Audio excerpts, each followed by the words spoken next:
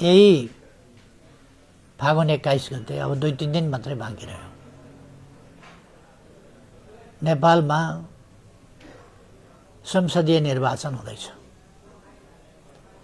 यो निर्वाचन हामी सबैलाई थाहा छ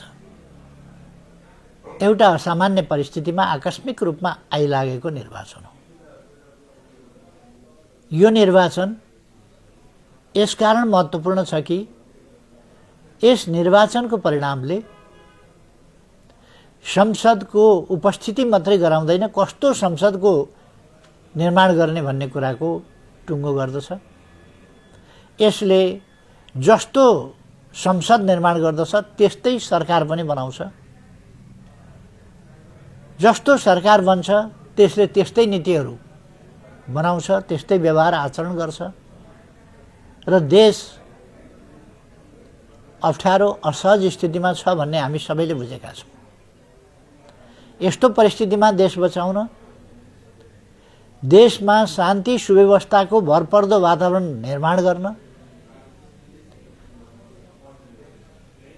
देशलाई निर्भय वातावरणमा हरेकले बस्न, खान, हिँड्न, व्यवसाय गर्न पाउन्,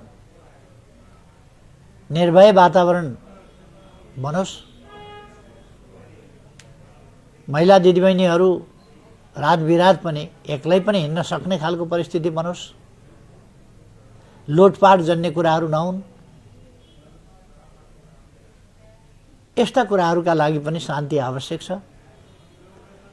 यो शान्ति पुनर्बहाली गर्न, फेरि शान्ति देशमा स्थापना गर्न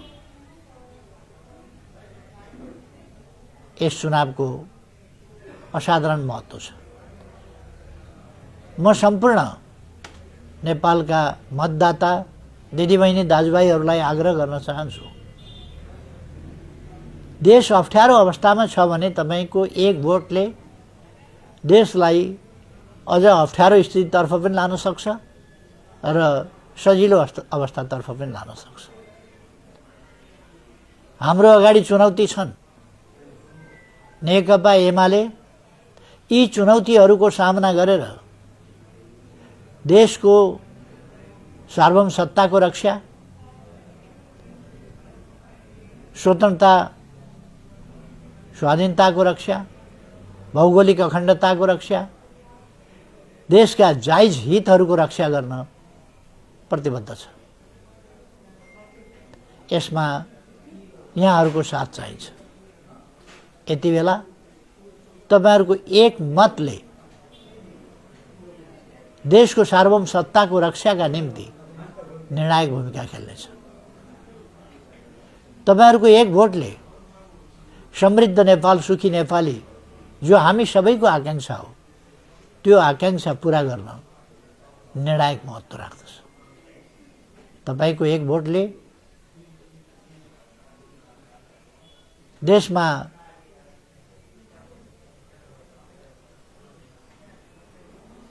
कसरी सुशासन ल्याउने, सुशासन पुनर्स्थापना कसरी गर्ने र भ्रष्टाचार कसरी नियन्त्रण गर्ने, यी सबै कुराहरूको निर्णायक अर्थ राख्दछ।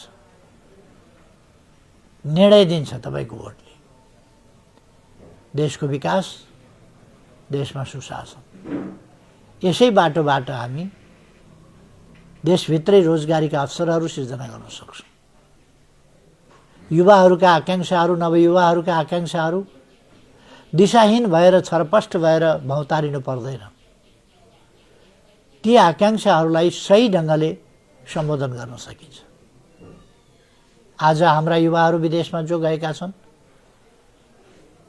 अप्ठ्यारो स्थिति भोग्ने परिस्थितितर्फ हामी धकेलिँदै गएका छौँ।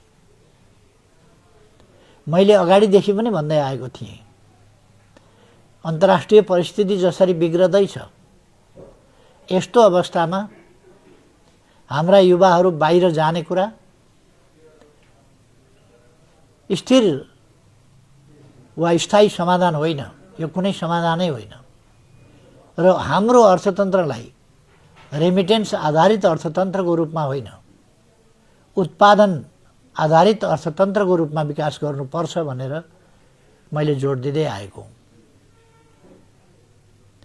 अहिले परिस्थितिले हामीलाई स्पष्ट रूपमा त्यतै फर्किनु पर्ने अवस्थामा पुर्याएको छ। हामीले